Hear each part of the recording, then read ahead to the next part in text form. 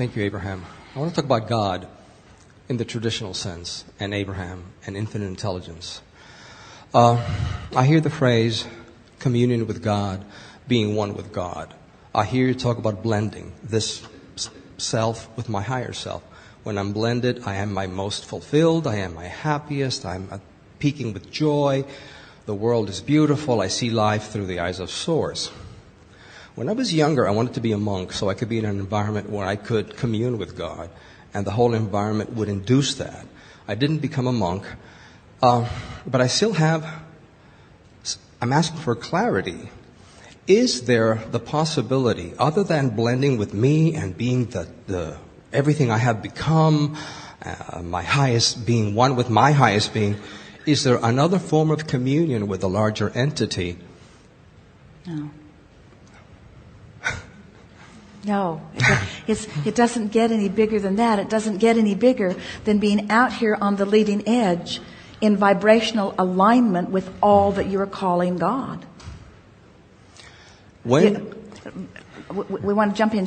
One quick insertion. You talk about you wanted to be a monk because, what were your words? Because I wanted to be in an environment would induce this communion with God. That was conducive to that. And what was that environment? The monastery. But what was it about that monastery? Focus. And why was focus more likely seeming then? That's what I understood. Because now. It's general. Because you're withdrawn from so much. There's so much time in meditation. There's so much time in solitude. There's so much time in general. There's so much time in being general. But we promise you, that which you call God does not want to be in the monastery.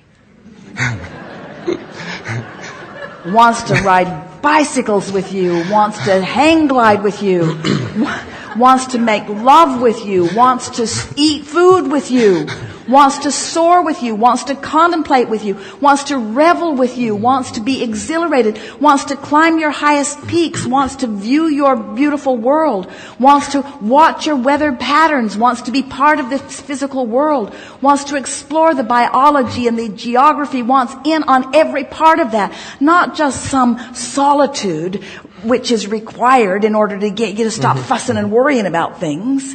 You see? We want you to start general too, but we want you to get more and more and more specific, and we want you to get out on the leading edge, and we want the specifics of all that you've ever become and all that you are and all that you want to rendezvous with you now.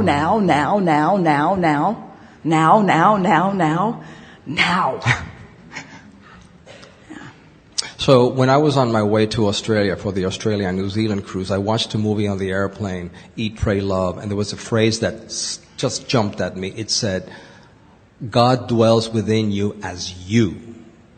God dwells within me as me. And what you're saying is that's it. That's where it is. It's my highest being, everything I have become. Yes, the fullest expression of who I am. And the reason it's hard for people to get that and accept that is because so often humans are focused in ways that they are disallowing the fullness of that. You see, it's not that that isn't there with you. It's that it's there with you and you don't know it.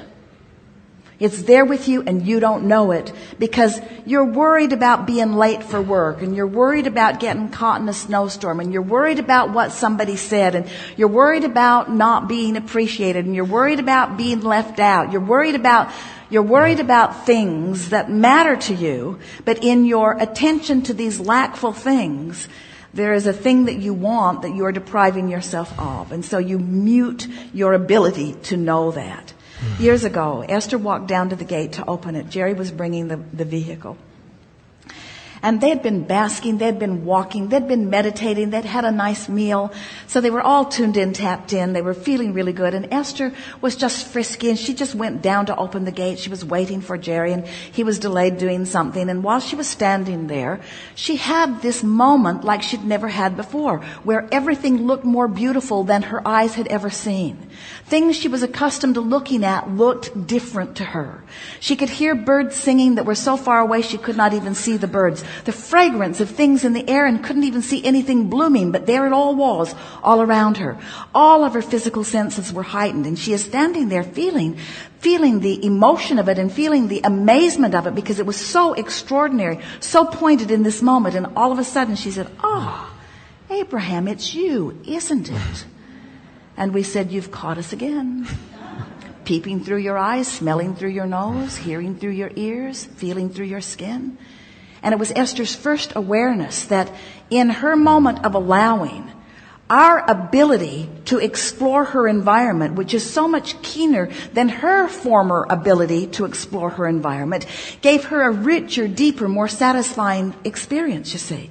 And that's what we want you to know about all that you have loved who have reemerged into non-physical. There are so many people, so many energies, all of which you want to lump into a word and call God.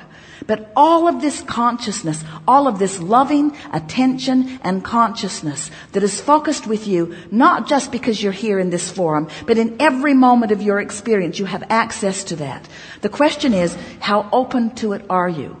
And we've noticed that if we can make you aware of it, you might be more open. If we can make you expectant of it, you might be more expectant and open and allowing of it, you see. First, you got to acknowledge that it exists. Then you got to acknowledge that it's accessible by you. And then you got to do what it takes to access it, you see. That's all that it takes. You just got to know that it's there. Know that it's there for you. Figure out what it feels like when you're letting it in and figure out what it feels like when you're not letting it in, and then work on feeling how you feel when you're letting it in, and then just let it in more of the time till you build a grid, and pretty soon you'll be walking around with that all the time, not just behind the big walls where you're having to avert your eyes from unwanted things. But you can be out fully in the world with full view of everything, seeing everything through the eyes of Source, knowing everything through the knowledge of Source, being all that you have carved out, you see. You in your human form don't take nearly enough credit for that which Source is because of that which you are. You keep wanting God to be finished and perfect and complete, and you to be out here being tested to catch up with it, and it's just not that way. All that you are calling God is expansive and here and experiencing the fullness of all of you have allowed it to become. And you can too, you see. You can experience it now, and you will when you croak. You just don't have to croak to do it. Great answer. Point of clarification. You say that in some dialogues that tiredness doesn't happen in the vortex. And sometimes I'm home and I feel what I call a delicious tiredness. Like I want to melt into my bed. I've had a good day of living and it feels tired. I'm tired. But there's a part of me that if I can reach for energy like the ever-ready bunny, I'd like to be that full of energy. And I don't know where to go with that. Should I melt into the delicious tiredness or should I align with more energy? I'm not clear. Well, rather than calling it tiredness, you might be more accurate about it's a feeling of contentment. It's a feeling of restfulness. It's a feeling of peacefulness. It's a feeling of well-being.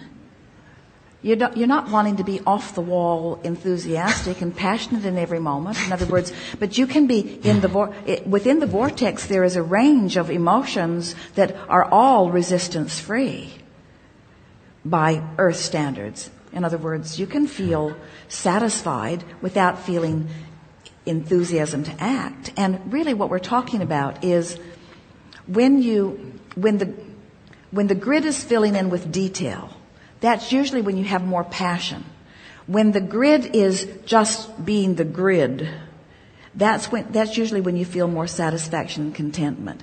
So think about it. When you lay yourself down to rest, isn't it your intention to no longer act? Mm-hmm. So isn't it logical that you would just rest in the energy of the grid, the emotional grid? But if you lie there thinking that you need to act, then your mind sometimes is too busy, or you don't feel like you don't sleep like you want to. It's all about intentionality, and intentionality is all about focus. So we would acknowledge when we are at the end of wanting to act in the day that we are wanting to just rest softly in the grid. And that's wonderful work. You can set up your whole grid expectation for the next day or 2 or 3 or 4 just by lying there in acknowledgement of the well-being of your life experience. Just solidify that grid by letting the mattress absorb you, by feeling the deliciousness of the fabric upon your skin.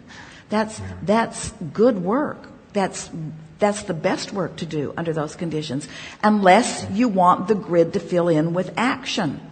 If you want the grid to fill in with action, then you probably aren't lying in your bed. Right. One last We want to make a point of the distinction between tired or exhaustion or overwhelmment are all about resistance. It's all about, and it's about time scarcity. Or money scarcity. It's about some lack that you have active in your vibration that is in the way of moving towards something that you want. And so when you realize that everything that you feel is about what you're focused upon, and then you get more control over your focus. And we've been saying by the more general you go, the better you're going to feel to a point. But all of you you really don't want to just lay down and rest. What you really want is to be free of resistance. And when you're free of resistance, you'll be sleeping a whole lot less. When you're free of resistance, you'll be looking for those moments, those grid moments. We can see for many of you almost immediately finding more of those grid moments and therefore needing much less time to sleep. Finding more of those general grid moments and then getting into your day where your grid begins filling in. And you'll find passion ensuing as the grid starts filling in with more and more things that are specifically of interest to you. Did you follow that? Does that make sense to you? We're not demonizing sleeping. We think it is a wonderful thing. We think slumber and rest is a very good thing. But the only thing you need rest from or release from is resistance. And resistance is all about vibration, and vibration is all about thought. So if you do this grid work in the way that we are presenting it here, and you find yourself happy in the grid work, you could spend 64 seconds doing grid work and finding that place and set yourself up for an influx of things filling into the grid, and you'll find yourself feeling clear and enthusiastic, wanting to make phone calls, wanting to go places. You'll find yourself rendezvousing more and more and more with more of the things that you want. And people will say, oh, you've been going and going and going. Aren't you tired? And your answer to them is, why would I be tired? I have the leverage of the universe flowing through me. I have the energy that creates worlds flowing through me. I am a vessel through which it flows. Why would I be tired? And the only reason you would be tired is if you summon more than you're letting through. Summon more than you're letting through. That will make you tired. Summon more energy than you're up to speed with. You're going to need a nap. But you won't be able to sleep. You'll just thrash around. If you summon more energy than you're able to allow through, you feel tired. But never will you, from a place of allowing an alignment, that's not tired. That's not a feeling of tired. That's a feeling of contentment. That's a feeling of well-being. Right. Big distinction. Yeah, I appreciate that clarification. One last thing. I may be on the verge of a big change professionally. I feel it. I don't see it yet. It hasn't manifested. You can read my energy and my vibes. Can you clarify what would be a next logical step for me? What should I do? I have this feeling of imminent change. We could point it out to you if we wanted to defy every word that we've spoken all day here today. I want you to feather my nest. And what we mean by that is, if you want us to fill in your grid, then we shouldn't have been talking about the grid all day in the way we have been. Okay. So, no. Okay. I thought I'd give it a shot. But we will say to you that as you continue to do this grid work, in other words, what could be better? Really, we want you to answer this question. Could anything be better than that feeling of on the vergeness? Think about it, inventor. On the vergeness, on the vergeness, on the vergeness. Is there anything better than that anticipation of something